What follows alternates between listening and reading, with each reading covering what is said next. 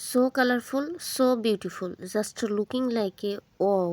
হেই রসায়ন প্রেমী জনগণ, আসসালামু আলাইকুম। আপনারা দেখতে পাচ্ছেন বিভিন্ন কালারফুল দ্রবণ রয়েছে। এই কালারফুল দ্রবণগুলো আমি কিভাবে বানাইলাম সেটা আপনাদের সাথে শেয়ার করি। চলেন কি কি উপকরণ লাগবে সেটা আমরা এখন দেখে আসি।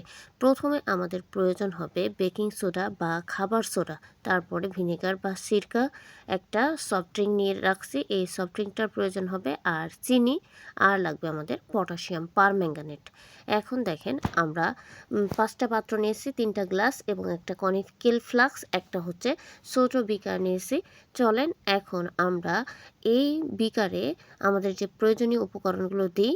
প্রথম গ্লাসে দেখেন আমি সফট ড্রিঙ্কসটা দিয়ে নিচ্ছি। এই সফট ড্রিঙ্কসটা দেওয়ার পরে পরের গ্লাসে দেখেন আমি সিরকা বা ভিনেগারটা দিয়ে নিচ্ছি।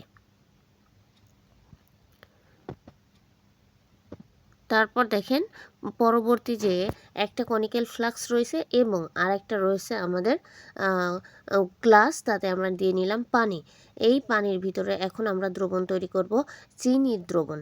এখন দেখেন ওই যে গ্লাসের ভিতরে আমি চিনি দিয়ে নিচ্ছি, তারপরে আমি নেড়ে এটা দ্রবণ তৈরি করে নিচ্ছি। পরে আমরা নিচ্ছি এই খাবার সোডা বা বেকিং পাউডার, এটা আমরা কনিক্যাল ফ্লাস্কের ভিতরে দিয়ে নিলাম। এখন দেওয়ার পরে আমরা পরবর্তীতে একটা যে বিকারটা নিয়েছিলাম ওই বিকারের ভিতরে পানি দিয়ে নিলাম। তারপরে আমরা যে পটাশিয়াম পারম্যাঙ্গানেটটা নিয়েছিলাম, এই পটাশিয়াম পারম্যাঙ্গানেটের দ্রবণটা তৈরি করে নিব। পটাশিয়াম পারম্যাঙ্গানেটটা বেশি দিবেন না, একদম অল্প দিবেন, তাহলে এই দ্রবণটা আমাদের কিন্তু হালকা লাগবে। বেশি গাঢ় হইলে কিন্তু ব্যাপারটা একটু ভালো হবে না, কালারটা দেখতে ভালো হবে না আর কি। তাহলে দেখেন দ্রবণটা আমি কিন্তু পাতলা করে নিয়েছিলাম। ঠিক আছে, এবার দেখেন সব কটা গ্লাস বা ওই যে কনিক্যাল ফ্লাস্কের ভিতরে আমি দিয়ে নিচ্ছি।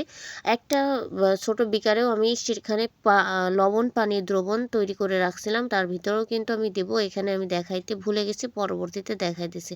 দেখেন আস্তে আস্তে কালার চেঞ্জ হতে শুরু করছেন। এখন আমরা একটু ওয়েট করি। দেখেন সবগুলা, এই যে ছোট বিকারটা দেখতে পাচ্ছেন, এই ছোট বিকারের ভিতরে কিন্তু আমি লবণ পানি দিয়ে রাখছিলাম। এখন দেখেন কালার চেঞ্জ হয়েছে। এইটা যেটা দেখতে পাচ্ছেন আপনারা, এখানে আমি লেমন বা সফট ড্রিঙ্কস দিয়েছিলাম। পরের যে গ্লাসটা, এখানে আমি দিয়েছিলাম হচ্ছে ভিনেগার। তারপরে দেখেন চিনির দ্রবণ দিয়েছিলাম, যেটা চকলেট কালার মতন হয়েছে।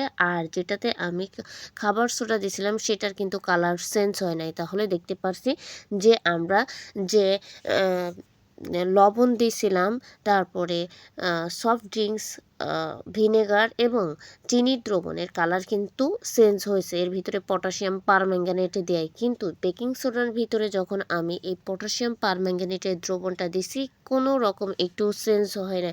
তাহলে এই দ্রবণটা আমি এইভাবেই বানালাম। তাহলে আপনারা কিন্তু দেখতেই পাচ্ছেন যে কালারগুলো একদম সুন্দর হয়েছে। আপনারা চাইলেও এই দ্রবণগুলো তৈরি করে দেখতে পারেন। এটাই হচ্ছে কেমিস্ট্রির মজা বা ওয়ান্ডার অফ কেমিস্ট্রি।